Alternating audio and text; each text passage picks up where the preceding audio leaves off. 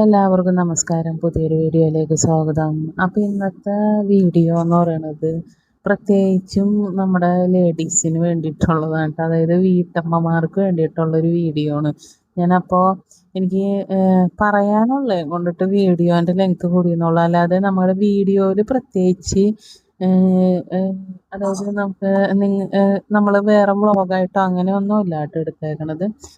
നമ്മളിങ്ങനെ ഇത് തന്നെയാണ് സംഭവം. മീൻകറി തന്നെയാണ് ഇന്നും വെക്കണതൊക്കെ ഒന്നും എടുത്തിട്ടില്ല കേട്ടോ. കാരണം എന്താണെന്ന് വെച്ചാൽ ഞാൻ പറഞ്ഞില്ലേ കുറച്ച് ദിവസങ്ങളായിട്ട് ഞാൻ ഡിപ്രഷനിലാണ്.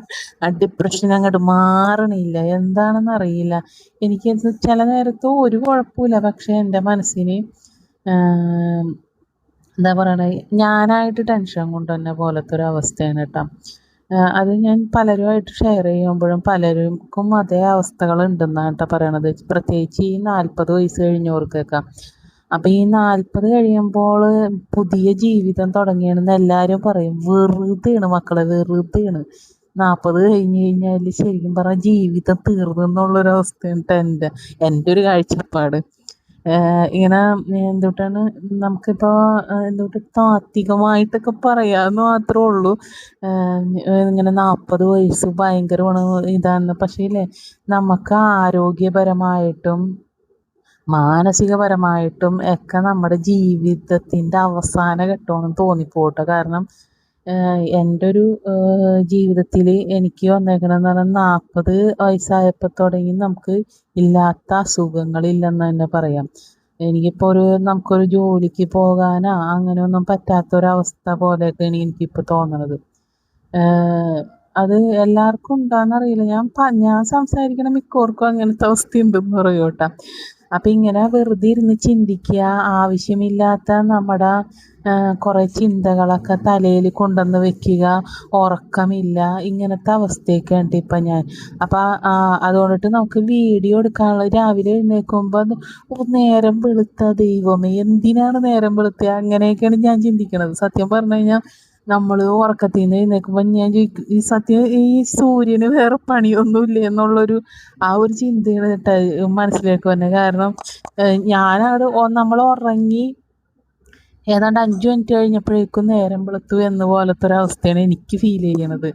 എന്നാൽ ഉറക്കം രാത്രി കിട്ടണമില്ല നമുക്ക്. അപ്പോൾ വെളുക്കാറാകുമ്പോഴാണ് ഉറക്കം കിട്ടണത്. ആ ഉറക്കം പെട്ടെന്ന് തീർന്നും പോണ പോലത്തെ ഒരു അവസ്ഥ. ഈ അവസ്ഥകൾ മിക്കവർക്കും ഉണ്ടാവാൻ ചാൻസ് ഉണ്ട്. രാത്രി വെറുതെ കിടന്ന് ചിന്തിക്കുക, രാവിലെ ആകുമ്പോൾ നമുക്ക് എവിടെയെങ്കിലും ഒന്ന് ഇരുന്നാൽ മതി, അല്ലെങ്കിൽ ഏതെങ്കിലും കസേര ഇട്ട് ഇരിക്കുക, വല്ലയിടത്തും കിടന്നാൽ മതി, അങ്ങനത്തെ ഒരു അവസ്ഥയിലോട്ടാണ് ഇപ്പോൾ പോണത്.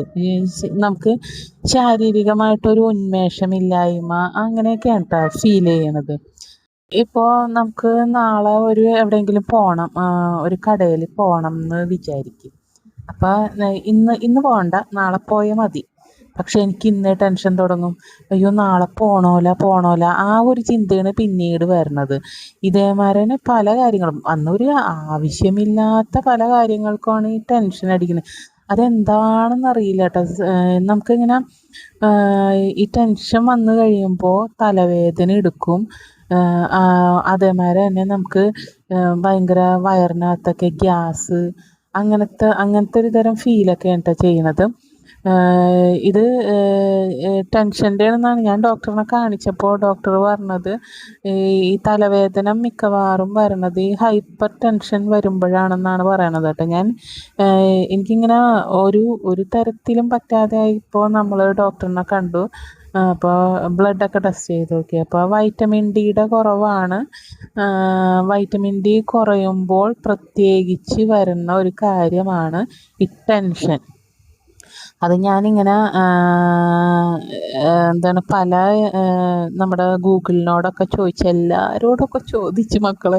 അപ്പോൾ ചോദിച്ച് കഴിഞ്ഞപ്പോൾ കിട്ടിയ ആൻസറാണ് ഈ തൈറോയിഡും വൈറ്റമിൻ ഡിയും ഉണ്ടെങ്കിൽ, വൈറ്റമിൻ ഡി കുറവ് മീൻസ് ഇതുണ്ടെങ്കിൽ ഈ എല്ലാ അസുഖവും ഉണ്ടാവും. കാരണം എല്ലാ അസുഖം എന്ന് പറഞ്ഞാൽ മാനസികപരമായിട്ടുള്ള എല്ലാ അസുഖങ്ങളും ഉണ്ടാവും. നമുക്ക് ആവശ്യമില്ലാതെ ടെൻഷൻ, മുടി കൊഴിച്ചിൽ, പിന്നെ നമുക്ക് വയറിന് പ്രോബ്ലം, എന്ത് വേണമെങ്കിലും ഉണ്ടാവും.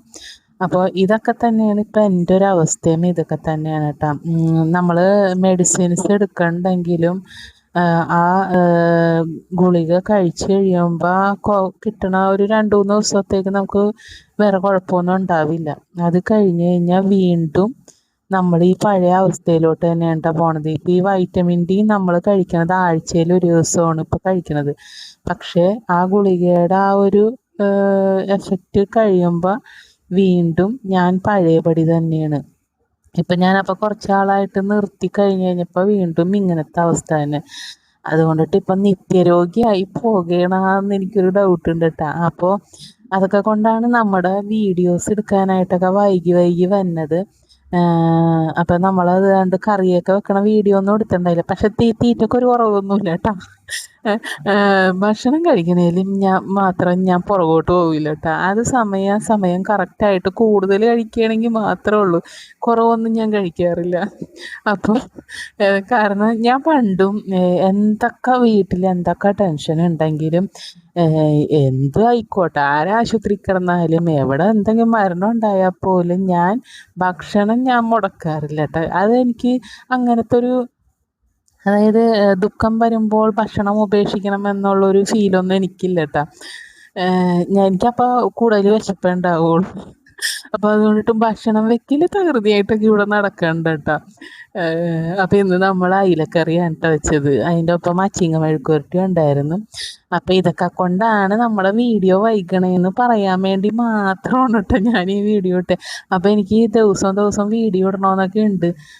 പക്ഷേ ഫോൺ എടുത്തുകൊണ്ട് വന്ന് അടുക്കളയിൽ വയ്ക്കും, പിന്നെ ഇങ്ങനെ ചിന്തിച്ചിരിക്കും, വേണ്ട, എനിക്കിങ്ങനെ പിന്നെ വേറൊരു മൈൻഡിലോട്ട് പോകും. അപ്പോൾ ഇതൊക്കെ കൊണ്ടാണ് നമ്മുടെ വീഡിയോ കുറച്ചിങ്ങനെ 1.5 2 ഒക്കെ 3 ഒക്കെ എത്തി വരുന്നത്. അപ്പോൾ നമ്മുടെ വീഡിയോ ഇന്ന് ഇത്രേ ഉള്ളൂ കേട്ടോ മക്കളെ.